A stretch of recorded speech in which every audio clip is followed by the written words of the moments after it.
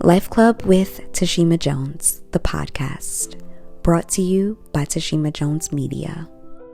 Keep in mind that this content is not intended to be a substitute for professional medical advice, diagnosis, or treatment.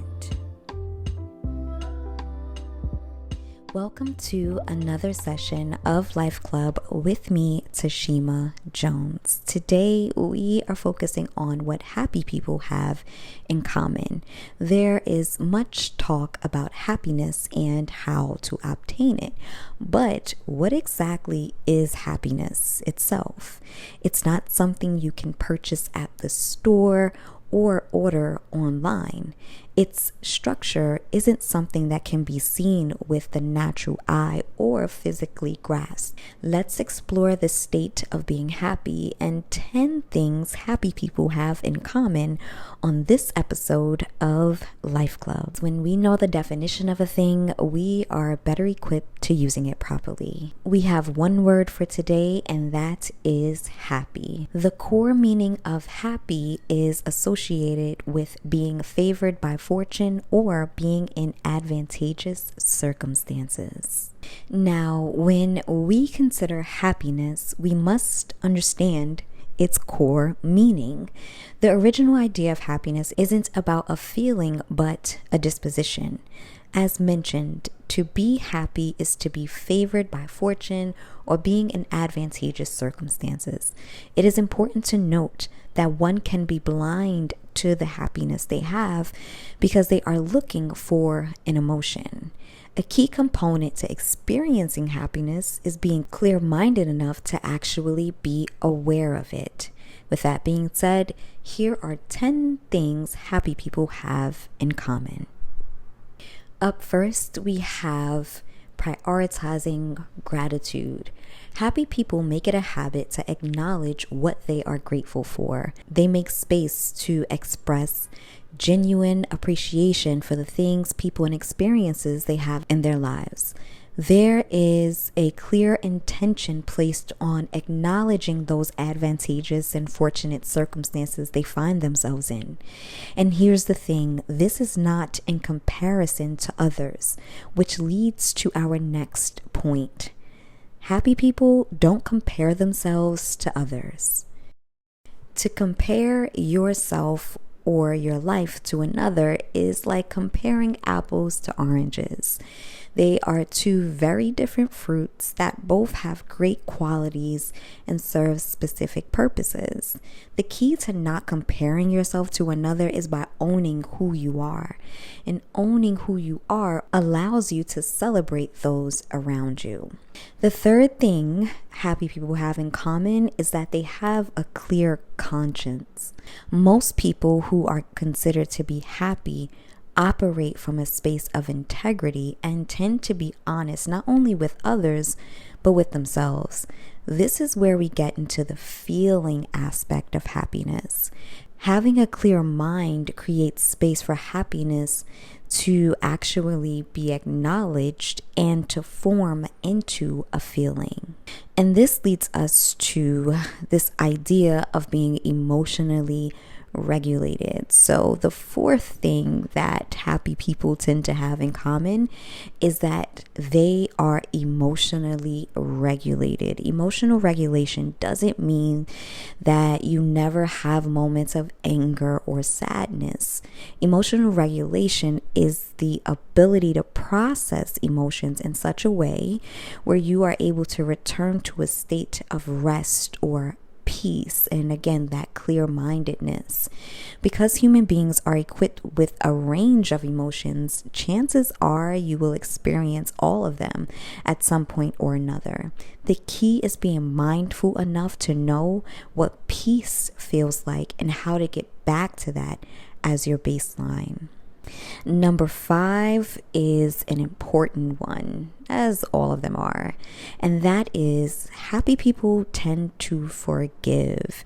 A major key in emotional regulation is forgiveness. Forgiveness has a way of releasing bitterness that can't be expressed in words. What most don't know is that forgiveness is not excusing an offense, but it is acknowledging that the source of the offense cannot repay you for the harm done, or the event cannot be undone. Forgiveness can be seen as a form of healing, not only to the one forgiving, but to the one being forgiven. Number 6, happy people tend to have healthy relationships. Happy people seek to build and be part of quality relationships. The emphasis is not based upon the quantity of relationships, but again, the quality of those relationships. And here on Life Club, we see relationships as the combination of how 2 or more people relate and the journey they find themselves on, aka, are they on the same ship, going in similar or the same direction? Number 7, happy people are kind to others. When you genuinely extend kindness to others, you yourself are refreshed. It's an inner refueling that is felt, not so much seen in the physical environment. The flip side of kindness is that those who aren't kind tend to not be emotionally happy. You can't give what you don't have, and that's something to really reflect on. Number 8, happy people do things they actually enjoy. Happy people make it a point to partake in activities they like. People pleasers tend to have a struggle with being emotionally happy because they are oftentimes doing things out of the fear of disappointing others or a sense of obligation. Find things you enjoy and be intentional about doing them.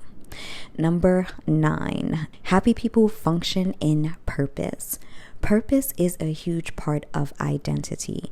Knowing what you are designed to do and actively functioning in it brings a sense of accomplishment. This doesn't have to be a profession or a career, and quite often it isn't. It may show up in your career, but it is usually an internal gift that is to be shared with others. And last but not the least, happy people are content. Content people are not seeking for something else to fill them up. Oftentimes, people are unable to see or experience happiness because they function from a place of lack and are constantly looking for grand moments to occur. You spend more time in the classroom than you do at the graduation ceremony. The wedding is only a day, but marriage is a lifetime. Can you see that? The more you look for the huge moments, the more you distance yourself from the everyday joys of life. Contentment functions from a space of knowing you are full on the inside. With that being said, here is your life work. Based on this session, set aside at least 10 minutes to complete and reflect on the following. Are you intentionally expressing gratitude on a daily basis?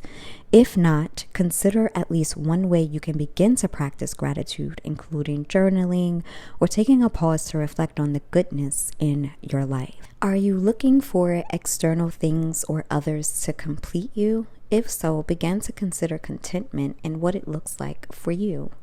Do you compare yourself to others? If so, consider the reality that it is impossible to compare yourself to someone else because there is no one else like you.